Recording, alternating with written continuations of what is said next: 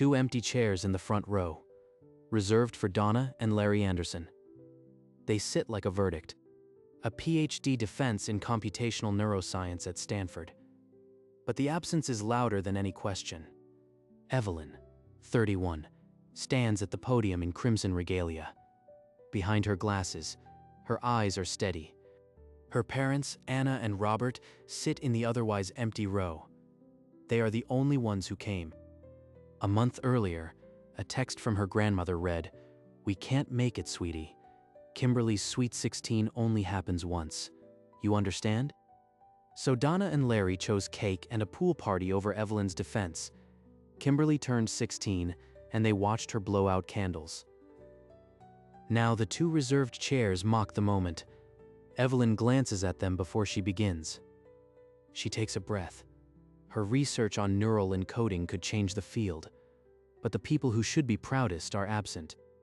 From the side, Dr. Margaret raises a small camera. Archival recording is standard, but she also notices the empty seats. Good morning. My dissertation explores the neural encoding of predictive memory. I'll begin with the primary hypothesis. The defense stretches 2 hours. Evelyn dismantles every challenge. When the committee withdraws, she stands gripping the podium, alone. They return. Unanimous. She passes with distinction. Dr. Margaret herself places the velvet hood over Evelyn's shoulders. Evelyn holds the diploma against her chest. Her parents embrace her, but the empty chairs remain in every photo. Afterward, Dr. Margaret finds Evelyn in the hallway. She raised a camera during the defense. The footage is raw, but the message is clear. She shows Evelyn the recording on a laptop. The camera pans slowly. 2 empty chairs, reserved signs crisp. I noticed the seats you saved. No one sat there. Would you allow me to do something about that? What could possibly make them understand? They made their choice 6 months ago. Do what you need to. I'm tired of being the only one who remembers how much they missed. 6 months later, Dr. Margaret places a Stanford envelope on her desk. Inside, a USB and a letter typed on university letterhead.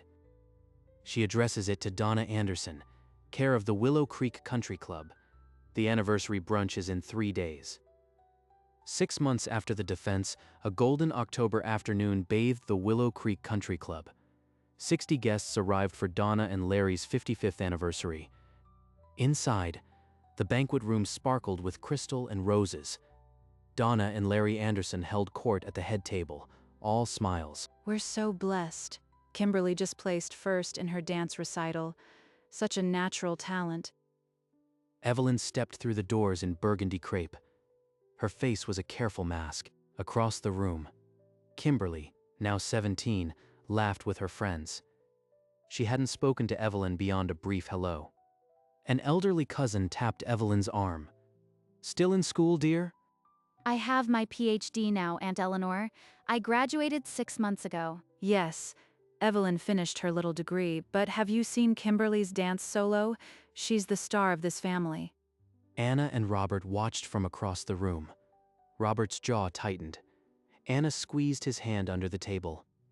The brunch began, champagne flutes clinking, but the weight of years hung thicker than the scent of gardenias. A guest raised her glass.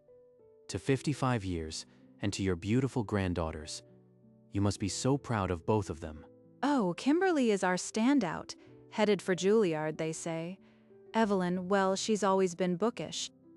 Evelyn's fork paused mid-air, then resumed. Beside her, Anna inhaled sharply. Bookish. As if my PhD was a hobby? I suppose to her, it was. Not one word about her doctorate. Not one. It's always the same. I shouldn't have expected different. Kimberly, unaware, twirled in her chair. "Did you see my solo? I nailed the triple pirouette." That's wonderful, Kim. You've worked hard. Anna's hand found Robert's under the table again, her knuckles white. The brunch rolled on, sparkling and hollow. Every toast to the happy couple felt like another erasure. Donna Anderson tapped her champagne flute with a silver spoon. The room fell into an expectant hush, 55 years ago, I made the best decision of my life. Through every season, Larry and I have cherished the things that matter most. Evelyn lifted her champagne exactly 2 inches before setting it back down. 2 tables away, Anna's knuckles were bone white. To our dear Kimberly, a star in the making, and to family, always the heart of our lives. Robert's glass never left the table. He stared at the floral centerpiece as if it had personally insulted him. A door at the back of the ballroom swung open. A courier in a dark uniform entered, holding a thick, official-looking envelope. The hum of voices died. Donna's toast hung unfinished in the air. The courier approached the head table without hesitation. He said, "Delivery for Mrs. Donna Anderson. It requires a signature." Donna set down her flute, flustered. The envelope was heavy, stamped with a gold Stanford seal that glinted under the chandelier. What in the world? Who sends a courier from Stanford here today? Donna slid a finger under the flap. The envelope gave way to a silver USB drive and a letter on heavy Stanford stationery. She unfolded the letter. At the top, the Stanford seal. Below it, "Dear Mrs. Anderson." The first line read, "Dear Mrs. Anderson, I am writing to inform you of your granddaughter Evelyn's outstanding PhD defense 6 months ago." Donna's smile vanished. The next paragraph described Evelyn's groundbreaking research, the unanimous distinction. Her eyes scanned the final lines. The letter mentioned the empty seats and pointedly noted the enclosed photograph. What is it? What does it say? But Donna couldn't form words. The paper shook in her grip, the printed script accusing her. Across the room, whispers started. Guests craned their necks. Evelyn didn't move, but her breath caught. The printed photograph stared up at her. 2 empty chairs, reserved signs still fixed to the velvet. A silent witness. The room waited, breath held. Donna's anniversary toast had become a hanging sentence, and every eye watched her crumble. Donna's lips moved soundlessly as she reached the final sentence. The letter from Dr. Margaret was not a congratulation, it was an accusation. The letter closed with 3 devastating words: "You were missed." Donna pulled the glossy photograph from the envelope. 2 empty chairs, reserved signs stark against the velvet, framed by the empty defense hall. Larry's eyes landed on the photo. The same chairs they had promised to fill. His face collapsed. The reserved seats. They were for us. We didn't go. Donna rose, gripping the table edge. The letter trembled in her hand as she faced the room. A guest called out, "What's happening?" No one answered. The silence thickened. She could bury it, fold the letter, pocket the photo, and pretend. But Larry was already weeping. The evidence was out. She gripped the tablecloth, knuckles white. Every second she waited, the weight grew heavier. I need to read this to you all. You deserve to know what it says. Donna tapped her spoon against the glass again, silencing the last whispers. The letter was now her only script. 6 months ago, on March 14th, Evelyn Anderson defended her doctoral dissertation in computational neuroscience at Stanford University. Confused glances skittered across the room. Some guests turned toward Evelyn, who hadn't moved since the courier entered. Her research on neural encoding was deemed groundbreaking. The examining committee waived the standard revisions and passed her with distinction, the highest honor. Anna's hand found Robert's. They both straightened, listening to the achievement that had been buried for half a year. Immediately following the defense, Evelyn was hooded by her advisor before an audience that did not include the guests for whom she had reserved front-row seats. Her grip on the letter tightened, crinkling the edge. The next line blurred as her voice gave way. The reserved chairs remained empty. Enclosed is a photograph taken during the ceremony. Kimberly, for the first time, looked at Evelyn, not with curiosity, but with a dawning, uncomfortable awareness. The room became a held breath. The letter had done its first work, but the USB drive still sat on the table, unplayed. Donna tried to read the last line, but her voice dissolved into a choked whisper. The room leaned closer. The enclosed photograph shows the seats reserved for us. On the day of Evelyn's defense, they were never filled. She held the printed photograph high, the two empty chairs staring back at 60 stunned guests. Larry's composure shattered. He covered his face, shoulders shaking in silence. Kimberly crossed her arms and turned away, refusing to meet anyone's eyes. Anna wiped a stray tear, but a small, vindicated smile touched her lips. The silence was heavier than any applause.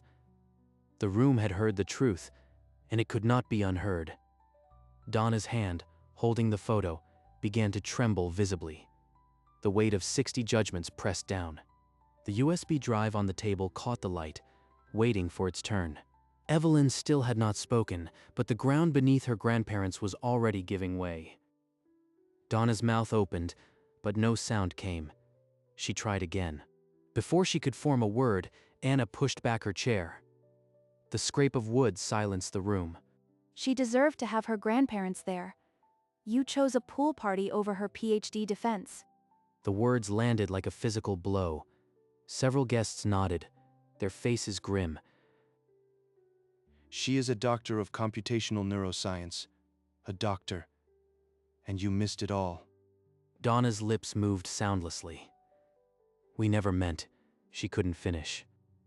Evelyn still hadn't moved. Her expression was carved stone. Larry wept into his hands, the tears of a man who had just grasped the size of his absence. The room had shifted its allegiance. The star couple of the brunch now seemed diminished and pitiable. But on the table, the USB drive caught the chandelier light, still waiting. The silence stretched until a woman near the back spoke up, her voice carrying clearly. Does the USB have video? We should see what they missed. No, that's not necessary. The letter said enough, please. She's right. We need to see. We have to know exactly what we missed. A club manager wheeled in a media cart with a laptop. No one objected as he connected it to the room's large screen. The wall-mounted TV flickered to life. The room's attention shifted entirely to the glowing screen. A title card appeared: Evelyn's PhD Defense, Stanford University, March 14th. The date echoed like a verdict. Evelyn's eyes fixed on the screen. Her hands lay folded on the table, perfectly still. Every guest in the room was motionless. 60 people about to witness an absence that had been kept secret for half a year.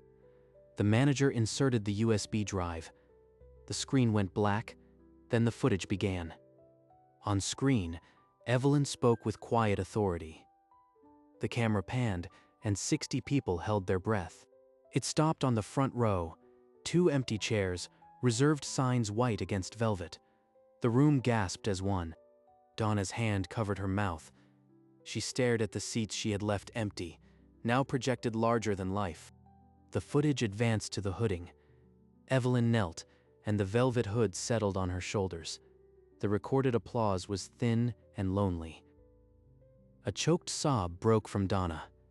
She gripped the table edge, her body trembling with the force of public shame.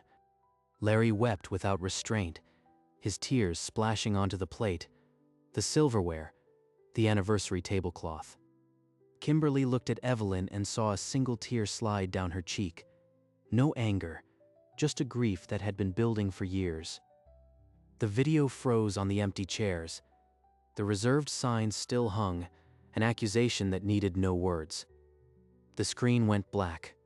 The room did not applaud. The midpoint of the story had arrived. Evelyn's hands stayed folded. She had not spoken once. Whatever happened next depended entirely on her next move. Donna collapsed into her chair, the photograph slipping from her fingers to the floor. She wept into her hands. Larry opened his mouth. A strangled sound came out, half apology, half shame. He couldn't form the words. The room waited. Even the servers stopped moving. Then Evelyn unfolded her hands and stood. That's what you missed. I'm sorry you missed it. 3 sentences, and they landed harder than any shouting. Her voice held no anger, only the weight of years. Donna's sob grew louder. Larry covered his face with both hands. Kimberly pushed back from the table. She refused to look at her grandparents, her jaw tight with a teenager's judgment. Several guests wiped their eyes. The anniversary celebration had become something no one would forget. Evelyn sat back down, her hands folding once more. She had said her piece. The midpoint had passed. The room held its breath, waiting for Donna's next move. Donna pushed herself up from the chair, her legs unsteady. She crossed the room to Evelyn's table, every eye tracking her. Forgive me, please. I was wrong. I chose favorites. I chose a pool party over the most important day of your life. I didn't think your work mattered as much. I was wrong. Evelyn looked at the outstretched hand. Her own stayed at her side. She's apologizing now. After 60 witnesses, it changes nothing about the years. Her hand brushed the manila envelope inside her clutch. The weight of what was inside steadied her. She stood without taking the offered hand. Without a word, she walked toward the exit, the doorknob ahead. Her hand closed around the brass doorknob, cold. The entire room froze. I could leave, end this, but then they still own the narrative.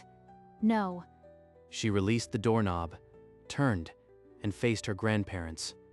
Her hands were empty, her posture unyielding. The room exhaled. Anna and Robert's hands clasped tighter. The crisis had peaked, and Evelyn was about to speak.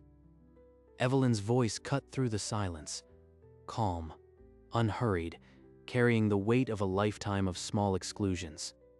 When I was 11, I won the district science fair. I asked you to come. You said you'd try. Oh God, she remembers. She remembers all of it.